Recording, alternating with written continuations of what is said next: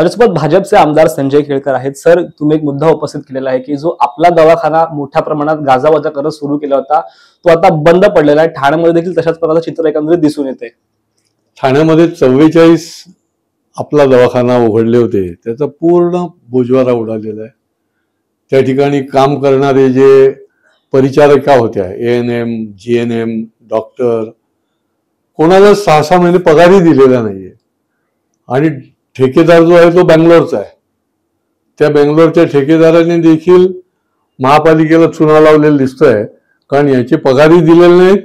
महापालिका दंडात्मक कारवाई करते, ते पैसे पण त्याने भरलेले नाही, 56 लाख रुपये. आणि त्याच्यामुळे अशा पद्धतीने आरोग्य सेवेचा बोजवारा उडणं, आणि ही एक प्रकारे आमच्या गोरगरीब जनतेची क्रूर चेष्टा आहे की अशा प्रकारचं एवढं खालावत असताना कोणीच त्या ठिकाणी लक्ष दिलं नाही. आणि आता ते पूर्णच बंद पडलेलं आहे. आणि त्यामुळे महापालिकेने किमान आता तिथे जे कष्टकरी आहेत, ज्यांनी काम केलं, त्यांचे तरी पगार द्या. आरोग्य सेवा तर आता संपली, परंतु यांचे पगार तरी द्या. तर 210 कोटी रुपयांचा निधी याकरिता मंजूर केला होता. मोठ्या गाजावाजा करत त्याचं उद्घाटन केलं होतं. ठाणे शहरामध्ये आजही हे दवाखान्यांचे बॅनर दिसून येत आहेत. खासदार असतील किंवा तेव्हाचे आयुक्त होते ठाणे महानगरपालिकेचे, त्यांचे फोटो दिसतात. परंतु ते बॅनर धूळ खात पडलेत आणि या गाळ्यांमध्ये जे आहेत ते दुसरंच काहीतरी दुकानं वगैरे सुरू झालेली आहेत. नाही, ह्या जागा भाड्याने घेतल्या होत्या, आता त्यांची भाडी पण थकली असतील आणि त्याच्यामुळे ते जागा मालक जे आहेत ते तर जागा घेणार. पण मुळामध्ये ठाणं वाढतंय. आमची गोरगरीब लोकांना हॉस्पिटल कमी पडत आहेत. छत्रपती शिवाजी हॉस्पिटल असेल, सिव्हिल हॉस्पिटल असेल, आणि अशा परिस्थितीमध्ये एकदम ज्याला म्हणतात नियोजन शून्य. शेवटी एक नियोजन करायला लागतं. त्या ठेकेदार जो कोणी सगळं काही महापालिका काही ठेक्यावर चालवायची आहे का तुम्हाला? सगळं ठेकेदारीवर चालवून तुम्ही काहीच लक्ष देणार नाही. आणि त्याच्यामुळे या अशा पद्धतीच्या ज्या गोष्टी होतात त्याला नियोजन शून्य म्हणतात. मी मागेही आयुक्तांना सांगितलं होतं की आम्हाला विश्वासात घ्या, आम्हाला विचारा कशा पद्धतीने राबवता येईल, काय करता येईल, कसं करता येईल. आणि त्याच्यामुळे या सगळ्या योजनेचा बोजवारा उडालाय. आता पुन्हा नवीन कुठली ना कुठली योजना यांच्या सुपीक डोक्यातून येईल आणि त्याचाही बोजवारा उडेल. शेवटी लोकांचं पार्टिसिपेशन, लोकांचा सहभाग घेऊन ती योजना जर केली आणि त्याच्यावर योग्य पद्धतीने लक्ष ठेवलं तर ती योजना सक्सेसफुल झाली असती. नुसतं गाजावाजा करून चालत नाही, ती यशस्वी करणं आणि त्याच्याकडे बारीक लक्ष देणं, कारण जनतेशी रिलेटेड आहे, आरोग्याशी रिलेटेड आहे, तर ते काही होत नाही. अधिवेशनामध्ये असेल किंवा महापालिका स्तरावरती असेल, तुम्ही अशा अनेक ठाण्यातील भ्रष्टाचाराच्या विरोधामध्ये जो आहे तो आवाज उठवलेला आहे. तर येणाऱ्या काळामध्ये या जे दवाखाने होते, आपला दवाखाना, त्याच्या माध्यमातून कशा प्रकारचा आवाज एकंदर तुमच्यामधून उठवला जाईल? यांना पहिले आता दिवाळी तर यांची खराब गेली, यांना पैसेच मिळाले नाहीत. माझ्या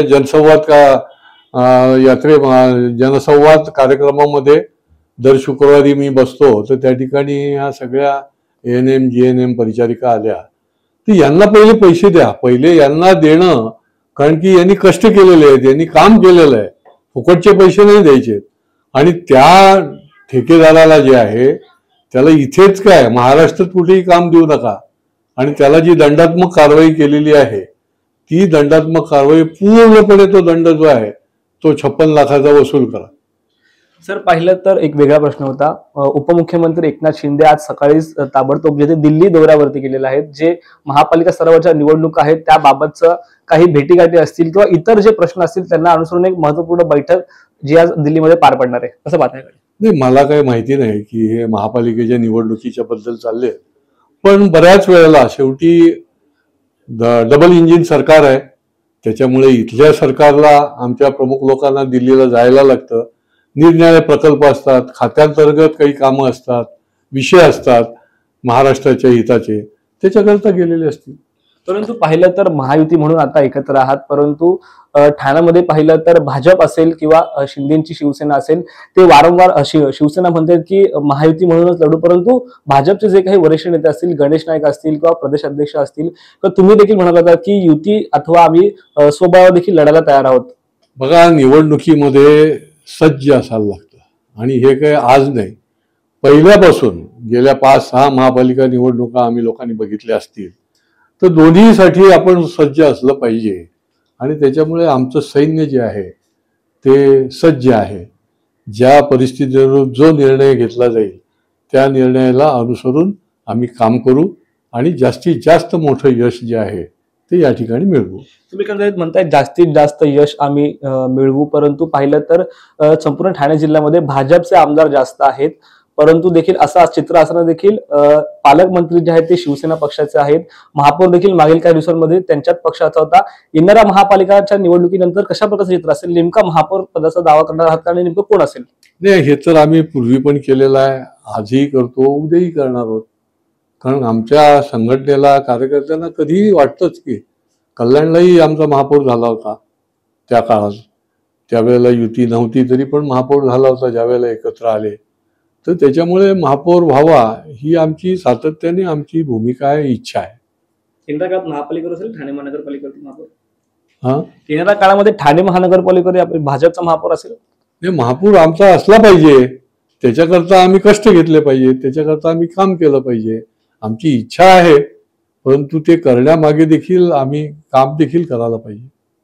निश्चित पाहिलं तर आपला दवाखाना असेल त्याच्याबद्दल देखील माहिती जी आहे ती लवकरच येईल आणि लवकरच न्याय जो आहे तो दिला जाईल. आणि त्याचबरोबर येणाऱ्या काळामध्ये भाजपचाच महापौर ठाणे असेल किंवा कल्याण महानगरपालिकेवरती असेल होण्याची इच्छा यांनी या ठिकाणी व्यक्त केलेली आहे. शुभम कोळी, झी मीडिया, ठाणे.